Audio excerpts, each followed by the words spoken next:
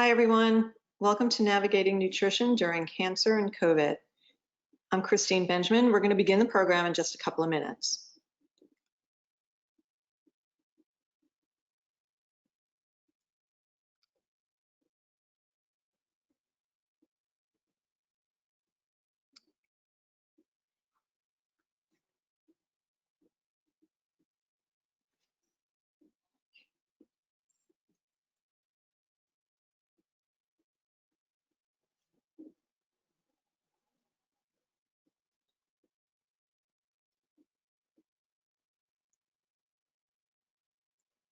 So welcome to Navigating Nutrition During Cancer and COVID-19.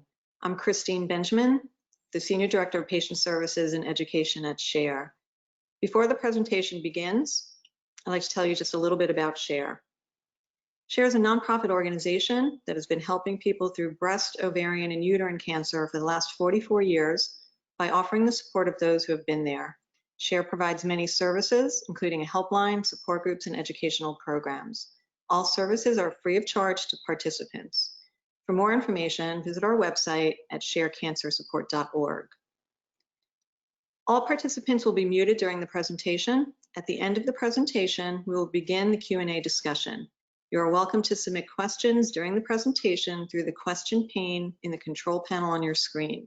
When asking questions, please remember that the presenters are unable to give specific advice, so please keep your questions general in nature. This webinar is being recorded and will be available on the SHARE website soon. So now I'd like to introduce our speaker. Julie Lanford is the Wellness Director for Cancer Services, a nonprofit in Winston-Salem, North Carolina. She's a registered dietitian, licensed nutritionist, and a board-certified specialist in oncology. She's an active member of the Oncology Nutrition Practice Group of the Academy of Nutrition Dietetics. Thank you so much for being here, Julie. It's all yours. Awesome. Well, thanks for having me. And obviously, this topic is very relevant for our current time. I wish it wasn't so relevant, but here we are, and we're all making the best of it. So what I want to do today, and I've got a lot of stuff to cover, so I'm going to try to get through it all and make sure that there's plenty of time for Q&A, because that's always the most interesting part anyway. So you already heard about me. I am a registered dietitian nutritionist, and a lot of times I just remind people that you want to be getting your information from an expert source. And in order to get your nutrition information from somebody who has been trained, a registered dietitian is what you want. And the reason is that we have credentialed programs. And so I actually have a degree in nutrition. And then I have to do a supervised internship. And so a lot of times I find that my clients come to me and they've been a little bit misguided because maybe they were believing information from somebody who wasn't quite adequately trained in nutrition to know the science-based information. So I will always bring to you the most evidence-based nutrition information. And then if there's kind of a topic where we're not totally sure or we don't have really strong evidence, I'll make sure that you know that kind of where we are in that place. So I do come from that perspective. So that's me. And what we're going to cover today, we're going to go through briefly just nutrition for treatment. We'll talk about nutrition recommendations for cancer survivorship. I always do myths and truths, and actually I think we'll end up doing those before the recommendations come, because I've asked groups many times, do you want me to do the information or the myths and truths first? And they always want the myths first. So that's what we're going to do. We'll cover the current recommendations for cancer survivors and also touch on the food safety and COVID information that I think is really relevant right now. So let's get into it. First, we will sort of orient ourselves for anybody who is currently in treatment to get a good idea as to how nutrition plays a role during treatment. The role of nutrition is to repair and maintain all the cells of the body. So what I find is clients will come to me and they can be kind of anywhere on a spectrum of understanding about how nutrition does play that role. But sometimes people want me to give them a diet that will cure their cancer. And what I have to help them understand is that nutrition has never been proven to cure cancer. That's the purpose of treatments. And so we want you to utilize the best of treatments that are available. And then your nutrition strategy will come alongside those treatments to really support the whole body. So this is my lovely graphic. I am obviously not an artist since the person is a circle. But really what happens is your treatments will target the tumor. And so that's what we want. Chemo, radiation, surgery, hormone therapy, immunotherapies, there's so many different ones. But their real goal is to target in on that tumor. And then what happens is sometimes there's those side effects that affect the rest of your body. And so nutrition can help you deal with those side effects, but also it helps to make sure that the rest of your body can function as well as possible. So during treatment, nutrition can help you lessen those side effects. It can support your immune system. It helps you maintain weight and keeps you energized. Now, those aren't like magic guarantees, and it's always a challenge. Well, how do you get enough nutrition during treatment, especially if you don't feel like or cannot eat enough? But this is why we really focus in on it. And so if you are having issues and it's during treatment, I really recommend that you meet with your treatment center dietitian to come up with some strategies for that. So the left side, or the red circle, kind of is the cycle of what we would call malnutrition. And then the right side, which is the green circle, would be if we're able to meet nutrition needs. So ideally, we want you to meet nutrition needs. Now, what happens for a lot of people is during treatment, they're not able to get enough to eat. And so their calorie and protein needs aren't met. So if you're following along on the red circle, if you can't get enough to eat and your calorie and protein needs are not met, then your body has to rely on using your energy stores to meet those needs. So that's your fat stores, your muscle stores, and they basically pull on those in order to meet the nutrition needs that your body has at that time. That, of course, will lead to weight loss because those stores are being used up. And then unintentional weight loss, especially during treatment when your needs might actually be a little bit higher, can result in more fatigue. It can affect your immune function. You feel more weak and tired. That may result in missed treatments, which is not what the medical team really wants. We want you to stick to your treatment protocol as much as possible. And then typically we see, okay, that might result in worse outcomes. So that's sort of this malnutrition cycle. And that's why we really want to intervene and make sure that you can get enough to eat. So the green circle is when you can meet your nutrition needs, you've got your calories and protein needs met. You may actually be able to maintain or build up your energy stores in case there is a time where you can't get enough. Your weight should hopefully be stable. Your immune system and your energy levels are good. You tolerate treatments and you're able to stick with your treatment regimen, and fingers crossed, then you get the best effective treatments possible. And so when it comes to a nutrition standpoint during treatment, those are really our goals. Our core goals are on calorie and protein needs. And then once you're able to meet those, we kind of expand out to some of the other things that I'll talk about today. So how do you know if you're not eating enough calories and protein? Really, our best guide is pretty much to keep track of your weight. So that's why we want to keep on top of, okay, when you come in for appointments every week and you're weighing yourself, is your weight kind of up and down, and that's okay? Or is it trending down from one week to the next? And when you start seeing that trending down, we want to intervene sooner rather than later, because it really is difficult to build up those stores, especially if you're not feeling well. Another sign would be muscle loss. So if you notice that maybe you're the same weight, but your body is just shaped differently, sometimes that means that you've lost weight or lost muscle. Muscle weakness is another sign. So that usually people notice they're just weaker. So maybe opening doors is a little bit harder, or picking things up is harder. Less energy, which, it's hard to pin that on nutrition because there's so many things going on during cancer treatment. But the energy and the fatigue, sometimes, that's going to be worsened if you're not able to keep yourself adequately nourished or hydrated. So those are things to really pay attention to. So usually in the cases of during treatment, if you're having issues that prevent you from being able to eat enough, then we want to really troubleshoot, and everybody's situation is different. So I'm not going to go through these today, but I do have some basic tips on my website, which is cancerdietitian.com/tips. And you can kind of see some categories. They are pretty basic, so I always encourage people to reach out to their treatment center dietitian to really get more specific recommendations on how they can optimize their nutrition during treatment. All right, so that's that section. Next, we're going to talk about nutrition for survivorship.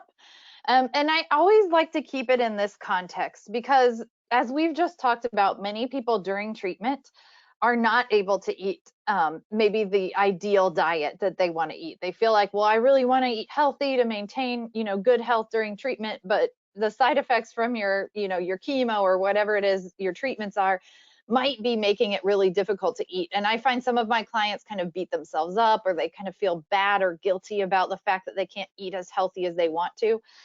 So I want to sort of lower that guilt and remind you that your healthy eating plan is just one piece in our sort of wellness circle. And so if you're not able to optimize nutrition the way that you want to during your treatment, that's a season of treatment. Your body will be able to manage with what you can do, and you can focus on other areas of health and wellness. So as I'm talking through these, recommendations for cancer survivors, if you're somebody who's in treatment or you've had surgeries that just make it really difficult to follow that kind of diet, I want you to always remember that there's a room for differences in this, and I don't want you to feel guilty about not being able to do it. So all these other things are really important. Food is one piece of this.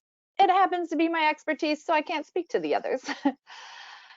So we're going to jump into the myths because I find people, they really like the myths first. And so we'll bust some myths and then replace those myths with what the actual truth is around nutrition and cancer.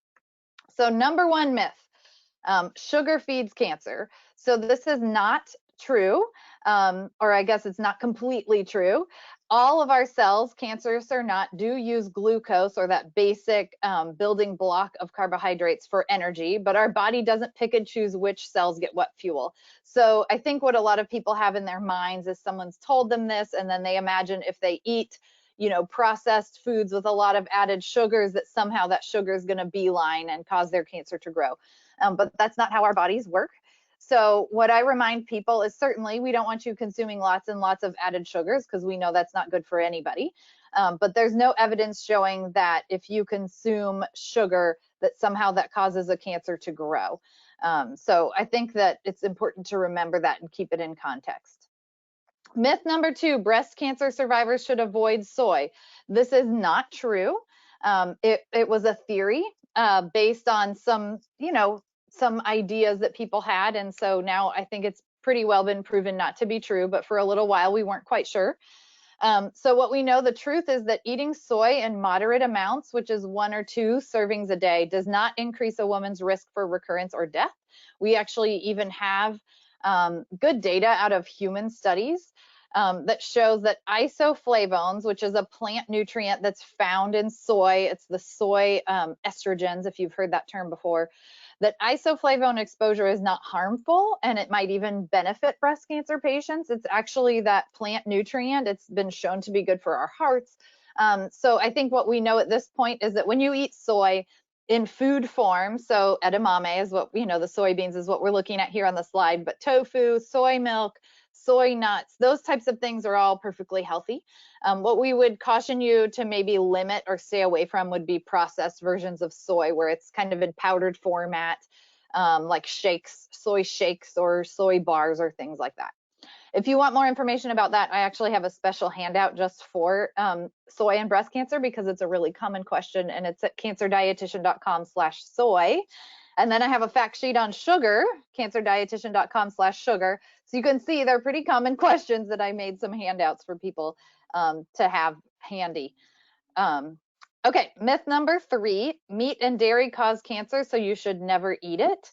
The fact actually is that it does not appear that vegetarian or vegan diets are any more protective than plant-based diets that include moderate to small amounts of animal foods. So as we talk later about a plant-based diet, I'll mention in there that doesn't mean you can't have meat.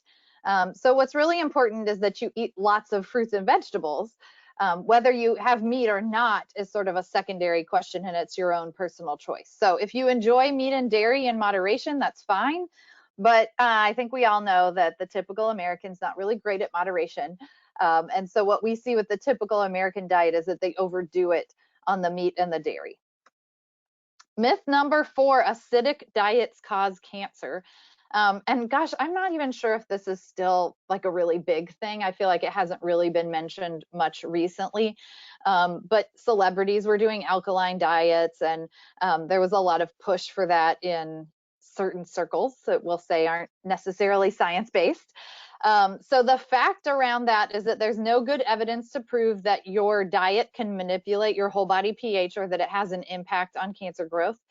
Certainly, if you could change the pH of your blood, that would not be good. So you need your blood very stable, or else you can't actually live. So your body keeps it that way. No matter what you eat, your body is going to keep your blood pH at a certain level, and that's a good thing.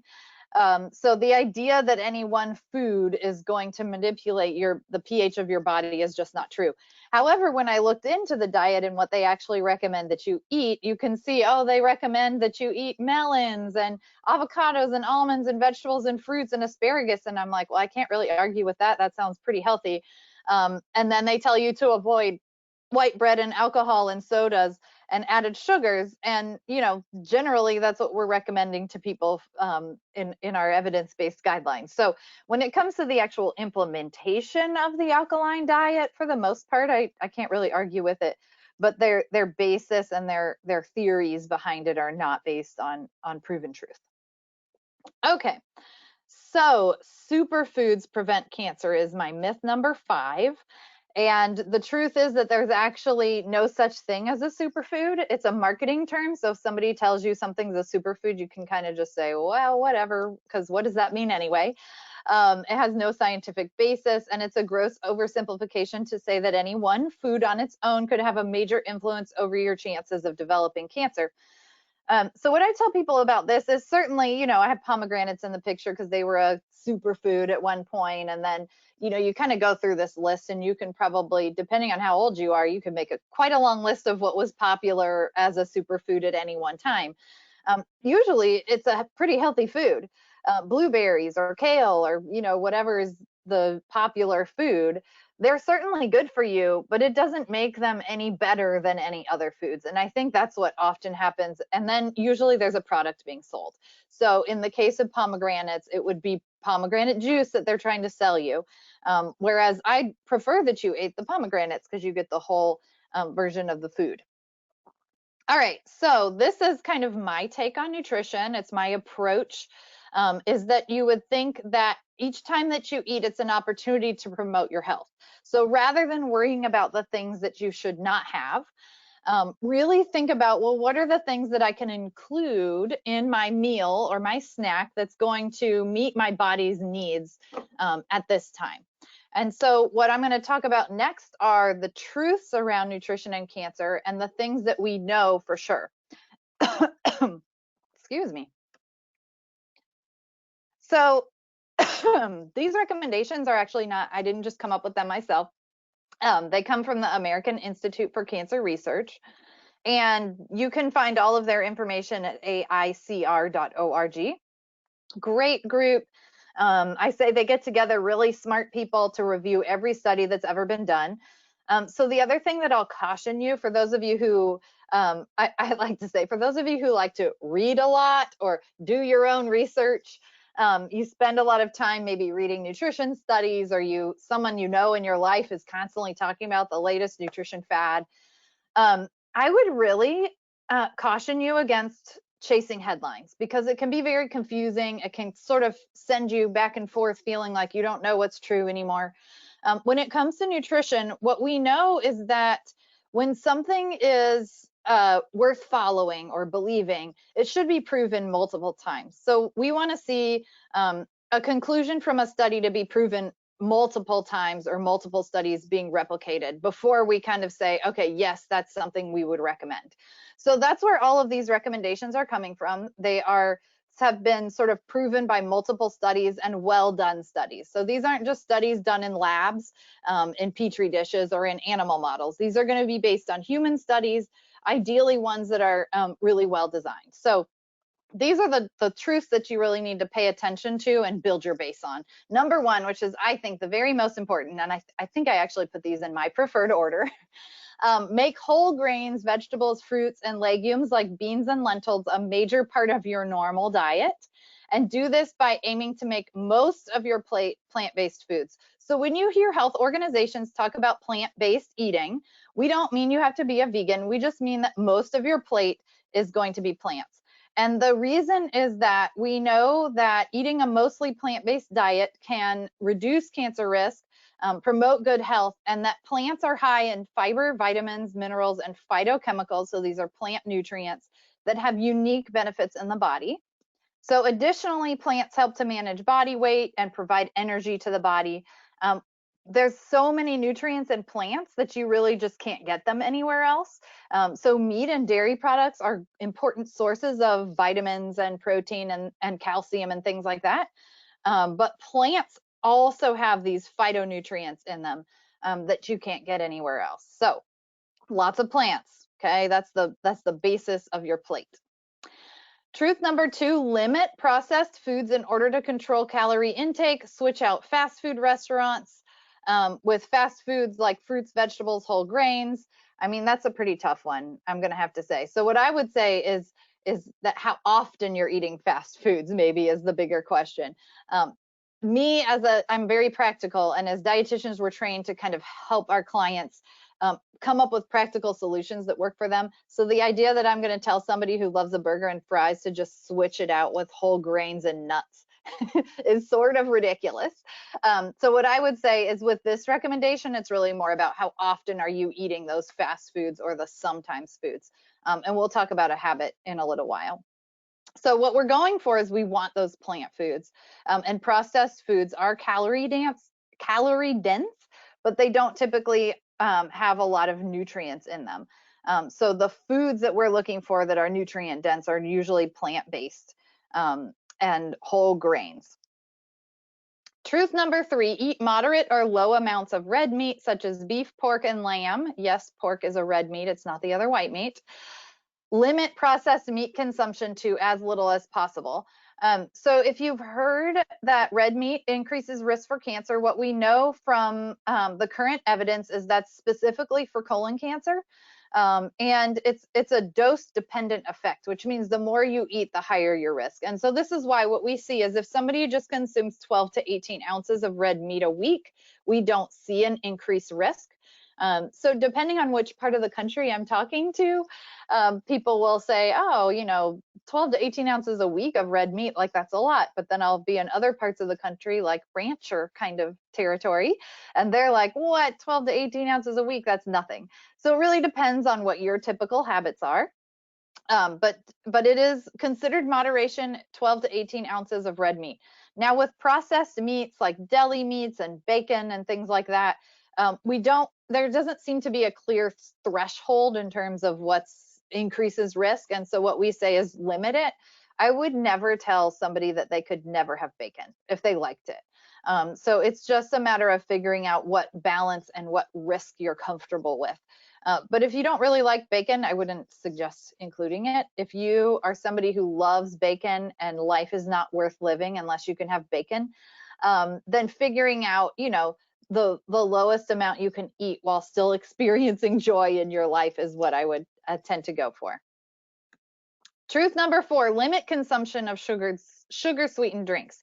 So the myth that sugar feeds cancer is not true. It's not like we want you to avoid sugar sweetened drinks because of that reason, but we know that drinking a lot of added sugars is what tends to contribute to Americans' intake of added sugars. So we would say to avoid those as much as possible because they cram a lot of sugar into a little bit of drink and people tend to have a lot of it, and we know that's not good for you. Truth number 5, and this is another not so popular one, but the less alcohol you drink, the lower your risk for cancer.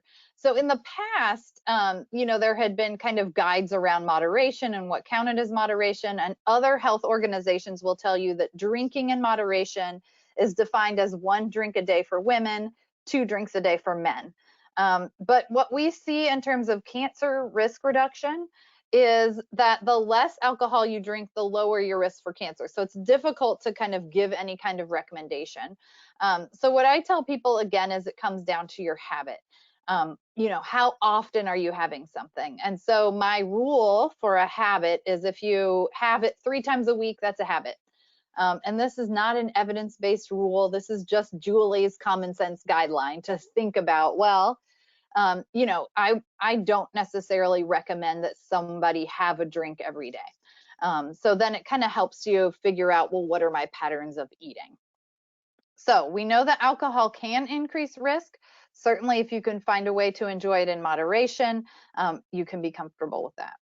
Truth number 6, which is a little outside of my expertise, is move more, sit less, be physically active for at least 30 minutes 5 times a week. So finding things that you really enjoy. This is the only, you know, physical activity is the only thing that's really been proven to help with cancer-related fatigue. So that's a really big bonus anyway. And most of us, we just feel better after we've been moving a little bit. So figuring out how to fit that exercise, physical activity into your day is not just good for cancer risk reduction or cancer related fatigue, but it's generally good for our overall health. And then truth number 7, be a healthy weight. And I think this is one it can be very weighted or very weighty topic, is what is a healthy weight? And the truth is that we can't predict what is a healthy weight for any one individual. So what I tell my clients is that I'm not looking at the scale to determine whether they're doing a good job or not. What I want to know in terms of how their lifestyle is going is, are they eating plenty of fruits and vegetables? Are they maintaining a good regular rhythm of physical activity? Are they having good quality of life? And if those things are sort of checked off and they're doing those and they're feeling well, then whatever happens with the scale is going to happen. And I think that's what's most important. For me, I don't measure the outcomes based on weight. Truth number 8, don't use supplements to protect against cancer. So I think it's interesting that a lot of people don't know that this is actually an evidence-based recommendation. And the reason is that what we know is that study after study after study shows to reduce your risk of cancer or cancer recurrence, choosing a balanced diet with a variety of foods is what has been proven to be beneficial. And we don't have strong proof that taking pills, powders, juices, or extracts for nutrition actually benefits your health significantly. So with my clients, most of the time I tell them that the nutrition, the pills and the supplements are really not necessary unless they have a blood test that's saying that they're deficient in a nutrient. And that's when you want to take the pills. The other thing I would say is that typically multivitamins that are just sort of 100% or less of your daily value is also, it's fine to do that. And I don't think there would be any harm, but I wouldn't take pills where there's 1,000% of something in it. Ideally, you're getting your nutrition from food, because your body prefers nutrients in food, not pills. And really, the pills are concentrated to a really high level, and the way food is grown, it has the optimal concentration of nutrients for our bodies, and that's what we want. Something else I'll add in this is that no studies have shown that people who consume organic foods have better health outcomes. There have been some what we call sort of epidemiologic or observational studies that have come out with headlines about organic food, but when you dig down to the study design, it's not the best study design. And what we see consistently is that eating fruits and vegetables is really, really good for you. Whether they're organic or conventional is less important. So I always say that's a choose your own adventure. If you prefer to eat organic and you can afford it, that's fine. And if you don't really care, or you can't afford it, or you don't have access to organic foods, it's just as healthy to consume your fruits and vegetables in conventional forms. The most important thing is that you get your plants on your fork, in your mouth, chewed up and swallowed so that your body can put it to good use. Okay. So we do know that the recommendation for cancer survivors, first of all, is to follow the recommendations for cancer risk reduction.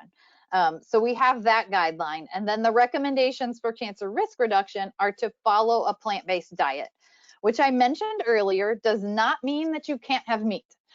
So if you like meat and or dairy, I want you to feel good about consuming those, that they can still be part of a plant-based diet, but we do need to pay attention to what you need to include regularly.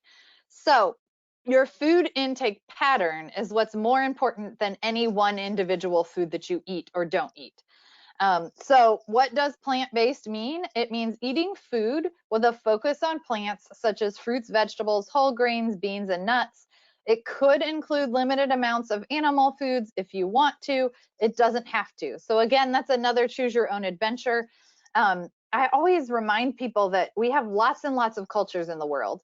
And so thinking that there's one way that everyone has to eat, I think is very limiting. So recognizing that across the world and even across our country, we have a lot of different food cultures. And for the most part, they can all fit in, assuming that you're building your pattern on fruits and vegetables and whole grains and beans and nuts, and then you're filling in the rest in, and how you eat those or how you prepare those tend to be what's cultural.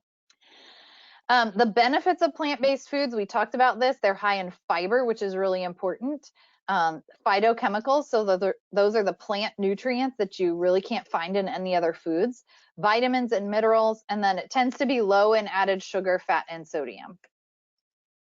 Health benefits. So on the left little box here, it talks about why or what about them from a nutritional standpoint is so healthy. And then on the right box, it talks about what we've seen correlations. So diets that are high in fiber, high in phytochemicals, high in vitamins and minerals, and also low in cholesterol and saturated fat and low in added sugar and sodium tend to be correlated with a healthy weight, heart health, diabetes management, lower blood pressure, immune support, and cancer risk reduction. So the other thing to really pay attention to is when I have clients who come in and they say, well, I have heart disease in my family and I have cancer, I have a history of cancer, and then I'm also on blood pressure medicine, and I don't know how to follow all these different diets. The truth is that they're all basically the same, and it's consuming a plant-based diet.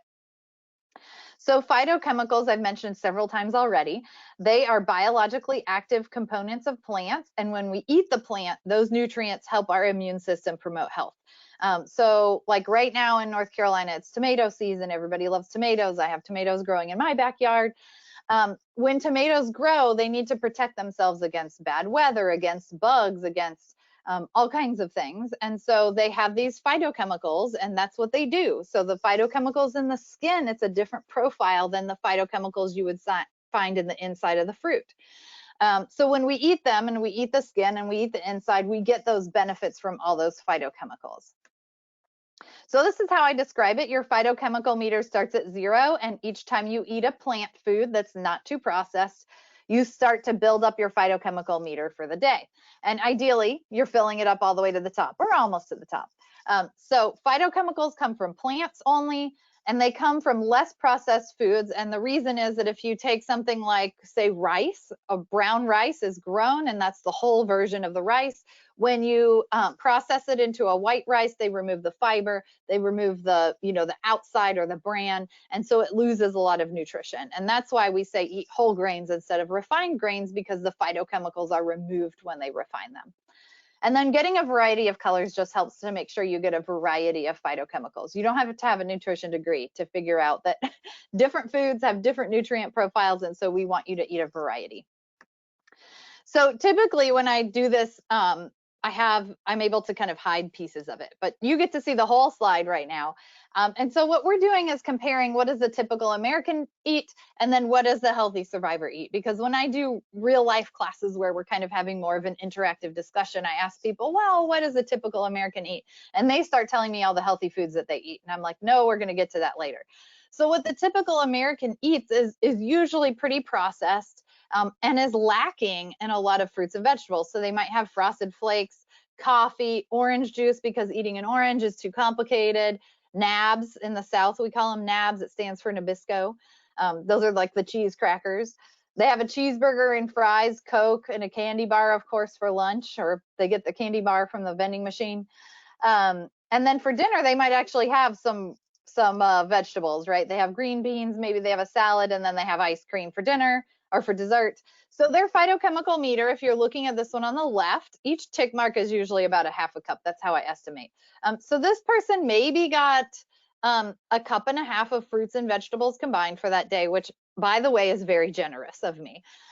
When we survey the typical American about what they eat, their servings of fruits and vegetables is usually between 1/2 and 1 cup a day. So that's kind of what we're working with, what we're trying to, increase. So when we think about, well, what is something that's a little bit more nourishing? Like what's an eating pattern that maybe would provide more phytonutrients? Here's an example of what people in my classes say they eat. So oatmeal with fruit and cinnamon, green tea or green smoothie, having yogurt and fruit, a sandwich maybe with hummus and vegetables and minestrone soup for lunch. For a snack, they might have trail mix and fruit, veggie pizza and kale salad, which I have a delicious kale salad recipe on my website, so you'll have to find that. And then also chocolate avocado pudding, also very delicious, and on my website. If you can figure out, every time you have something to eat, can it taste amazing and also give you more phytochemicals? That's where sort of the synergy comes in. And I call it a double bonus. So the chocolate avocado pudding, honestly, it tastes like pudding, but you're getting avocados in it, which is a vegetable and has healthy fats. And it really tends to fill you up a little bit more than just the pudding cups. So, and let's say you had ice cream. I mean, there's a difference between having 4 scoops of ice cream or having banana with a scoop of ice cream. Because with the banana, it's tasting delicious. It tastes like dessert. You still get to enjoy the flavor of the ice cream, but you're also building up your phytonutrient meter for the day. So you can see on the right side, there's quite a difference between the amount of plant foods that the person has eaten versus the left side.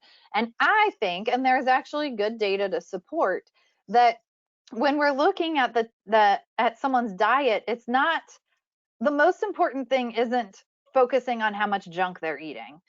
So, you could pick apart this person, the list on the left, and say, well, that's not good for you because of this, and that's not good for you because of this, and that's not good for you because of this. But really, the most important thing is to actually look at, well, how many things are they consuming that's going to provide their body with the nutrition it needs?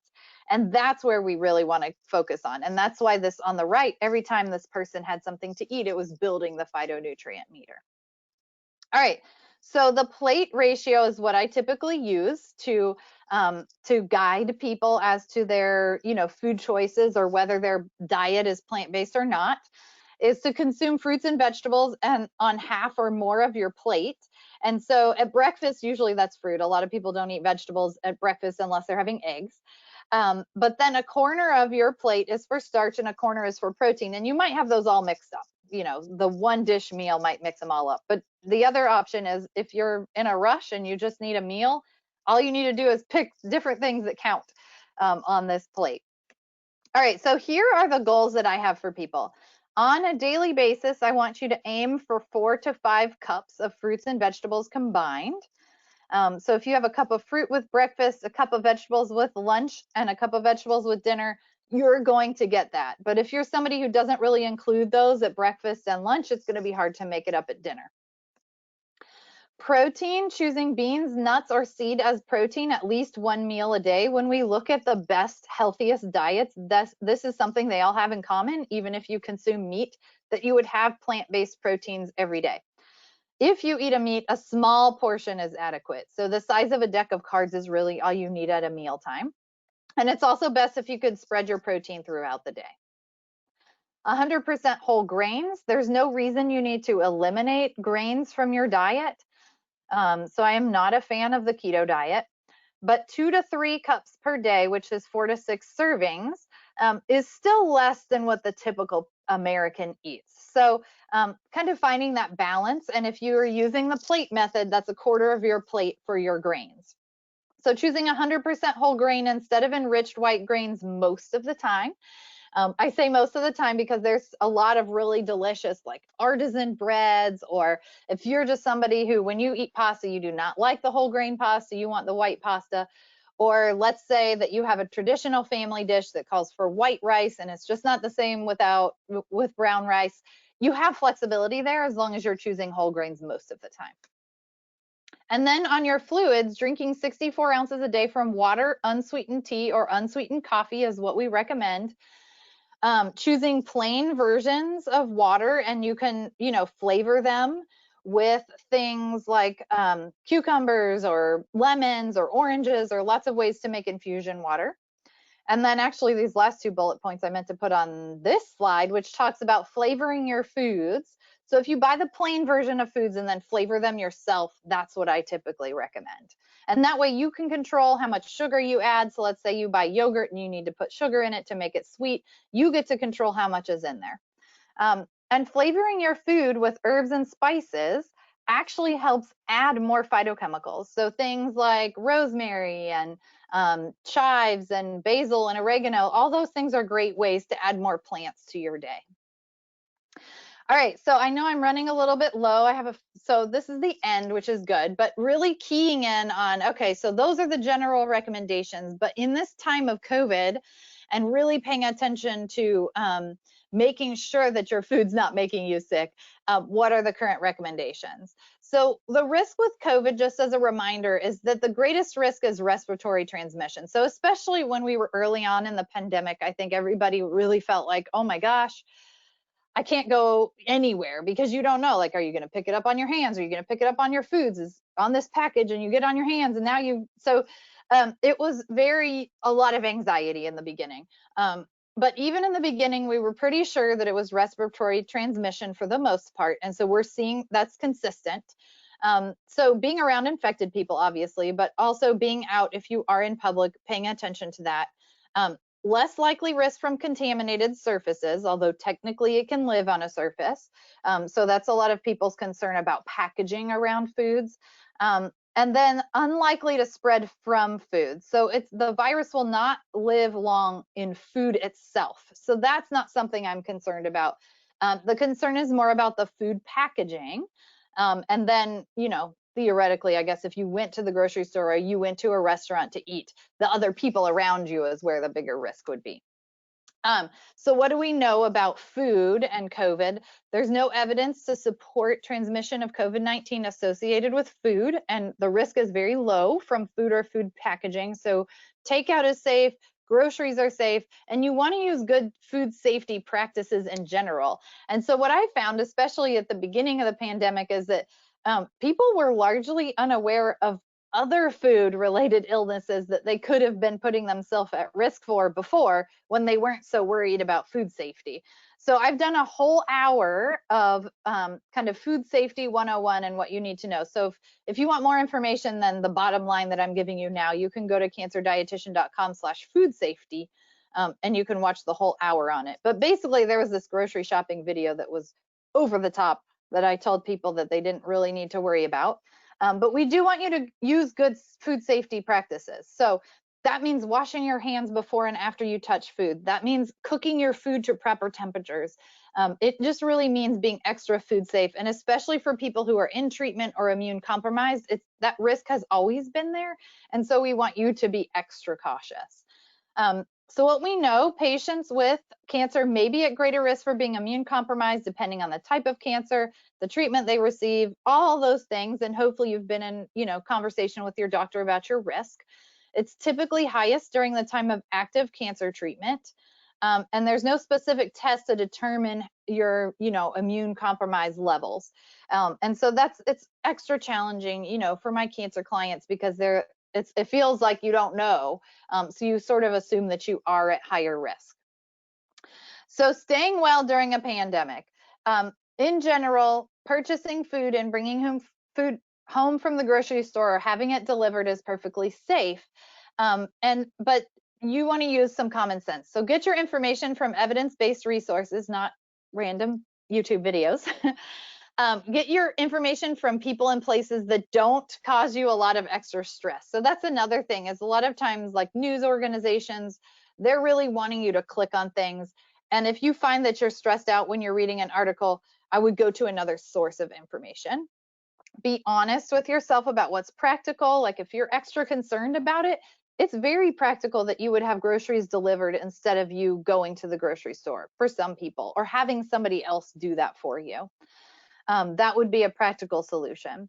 And then be confident in your choice for today and be open to change. So I always tell people what I choose might not be what you choose, but I think that, using common sense, you can make that choice and then be willing to change later when more information comes to you.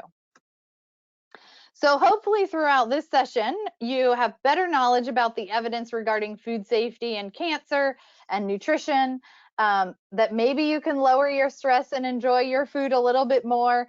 Don't worry, be happy. And then I am going to stop talking so we can take all your questions.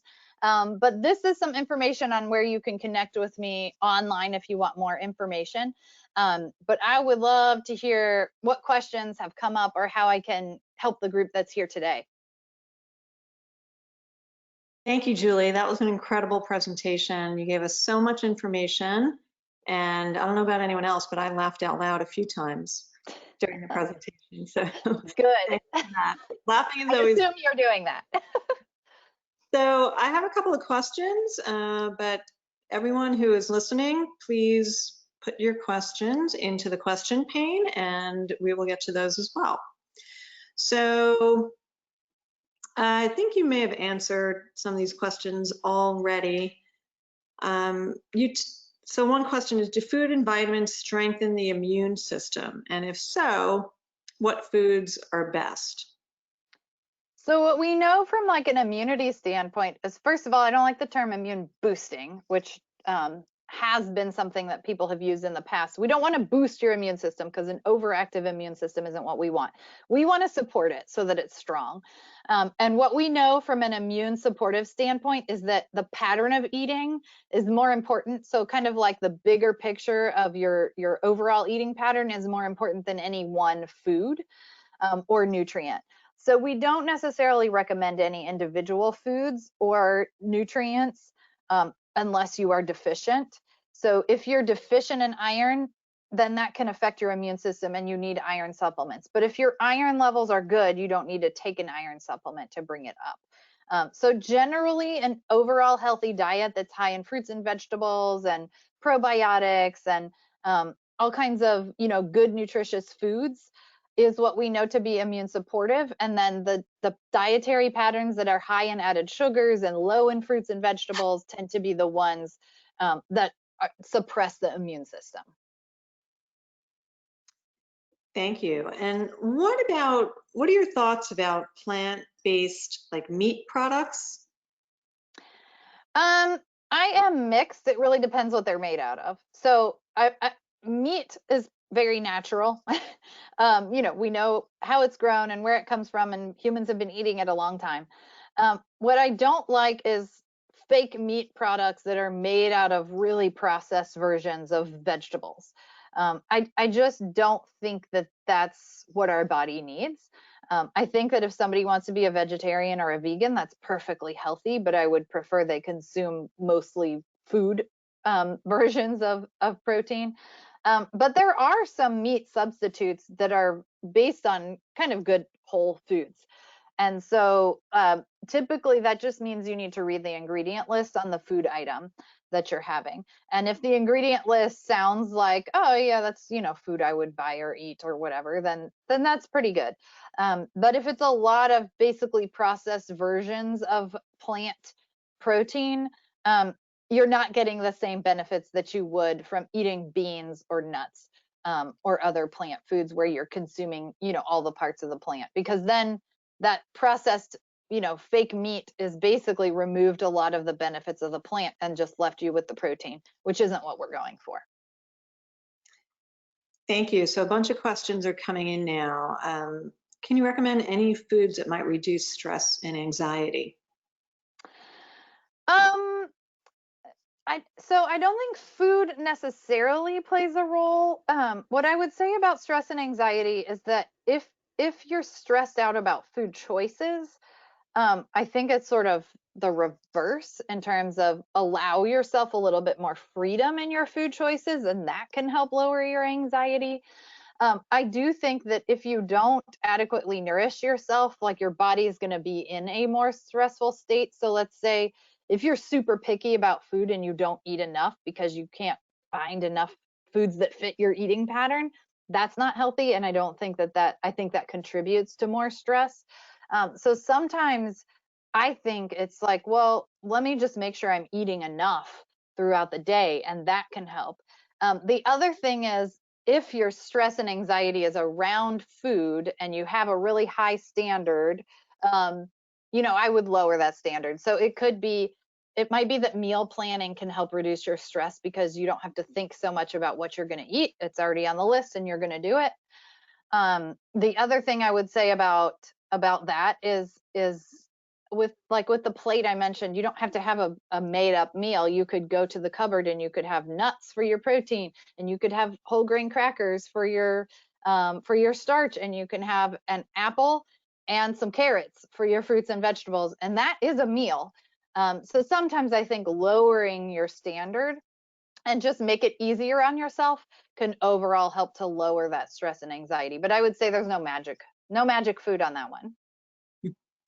So a couple of people are asking about how much protein they should consume in one day.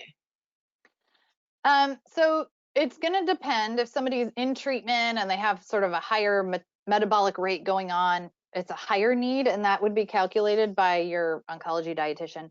In general, what I tell people is 15 to 25 grams, even up to 35 grams would be fine at meal times.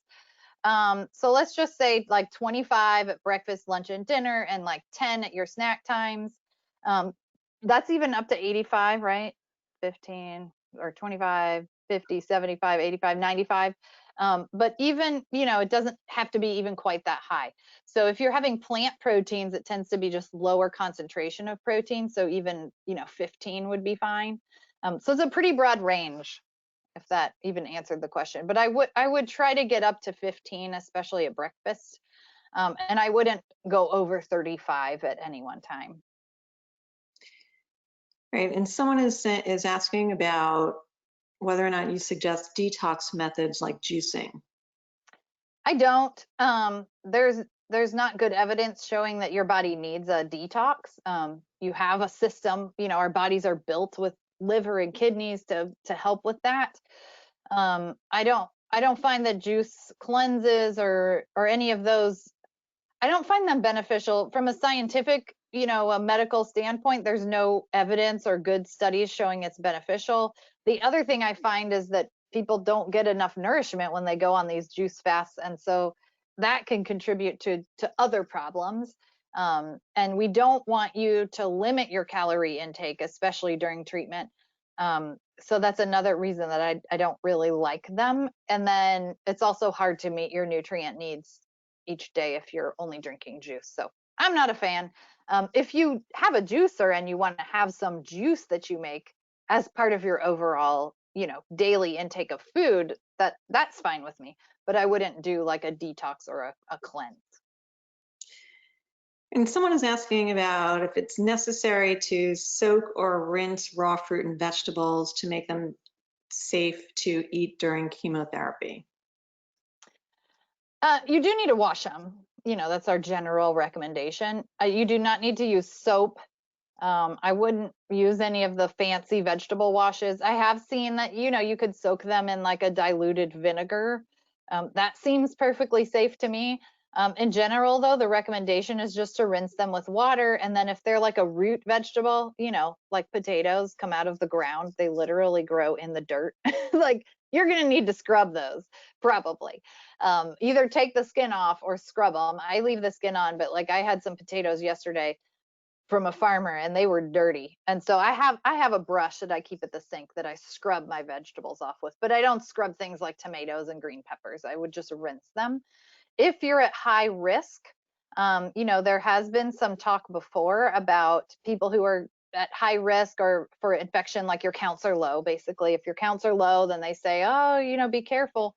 But there's not good evidence showing that avoiding fresh fruits and vegetables decreased anybody's, infection rate. So we do want you to be extra careful. It's a little bit harder to wash things like leaves of lettuce, because there's so many surfaces. So if your counts are low, you can be extra cautious by scrubbing things off really good. And then if there are things like spinach, you could just eat them cooked for the time being. But just because you're on chemo doesn't necessarily mean that you're at higher risk. It really has to do with your counts. Thank you. Someone is asking about antioxidants. Can they help with cancer risk? reduction? And if so, what should we be eating? So not in supplement form. So we do not recommend taking antioxidants in pill form, um, because we've actually seen some data that it can increase risk, and probably because when you take it in pill form, you tend to take really, really high amounts. But some people do, they'll take those like emergency types of things that have a lot of vitamin C. I don't recommend those. Certainly food choices are good. So the food choices that are going to be good, sources of antioxidants, are generally plant foods, and all the things that we've talked about. But citrus fruits obviously kind of have that reputation, berries. But there's quite a, if you eat fruits and vegetables, you're going to get an adequate amount of antioxidant. So someone is asking about, they have 3 different diagnoses, right? Diabetes, gastroparesis, and cancer. You said the first 2 have diets that almost contradict each other. So what does she do? I think with diabetes, it's important to get blood sugars in the right range. And so that's what I would start with. But a lot of times, adjusting medications is what we need to get those in the right range so that you can eat, a good diet. But generally, what I say for diabetics and cancer patients is kind of the same. But that is a question that probably needs to be handled by the oncology dietitian, which it's always interesting because having done diabetes management before I did cancer, there's a lot I find that, oncologists don't really know how to manage the diabetes, and they want the primary care doctor to do that, and then the primary care doctor doesn't want to mess up the cancer treatment. And so sometimes it's a matter of trying to get them to talk together about the strategy. But I think your oncology dietitian really should be a really great partner to figure out the priorities. So you do need to prioritize, like, what are our goals in terms of nutrition intake, and that way you can key in on what the things are that need to be done. So here's a question about someone who's having mouth sores because of treatment and therefore is having difficulty eating a balanced diet. What do you suggest to help? I suggest not worrying about the balanced diet and really just focus on getting enough to eat. For a lot of people with mouth sores, you've got to do the magic mouthwash 30 minutes before you eat. You might choose to mostly drink your calories through either smoothies or milkshakes or, Ensure or Boost or whatever you can get down. The mouth sores are going to be, that's just the season that you're going through. And so I would say don't worry so much about the balanced diet. I would get enough protein and get enough calories. And then when your mouth sores aren't bothering you as much, you can look more at the variety of foods that you're eating. But right now, just focus in on, okay, manage these mouth sores so that I can have a good day. Get in enough calories so that you're nourished and you're not fatigued all the time.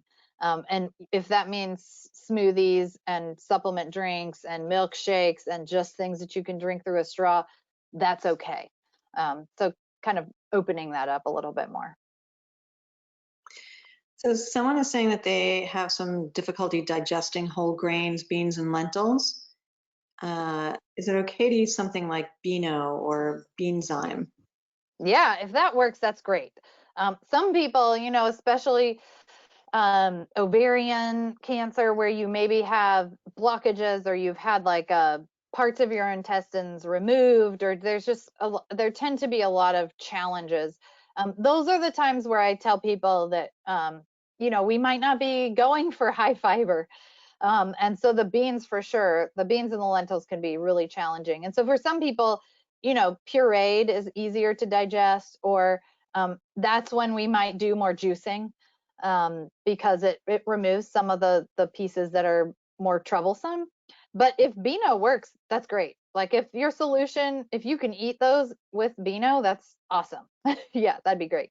But if you can't, that's okay too. And try to sort of shift around, and you might just have to avoid those things or eat different versions of them that are more tolerable. So in our last 45 seconds, can you talk a little bit about what foods cause inflammation and if they should be avoided or not? So no specific foods, just like with the immunity piece. It's really more about your dietary pattern, but the things that I would pay attention to keeping low are the same things we talked about, which is processed foods, things that are really high and, added sugars. And then sort of to support that or counter that would be making sure you have plenty of fruits and vegetables. So, well, I'm just saying the same things all over again, but basically that's what the data shows. Well, Julie, thank you so much. This was a great program. Thanks to everyone who participated and submitted questions. If you wouldn't mind at the end of the webinar, just take the survey at the end of the webinar. It may take a moment or two to download, but that really helps us to plan future programming. Julie, thank you so much. We really appreciate your time and your expertise in this matter. I think we all learned a lot. Thanks so much for having me. Thanks, everyone. Have a good rest of the day. Bye. Bye.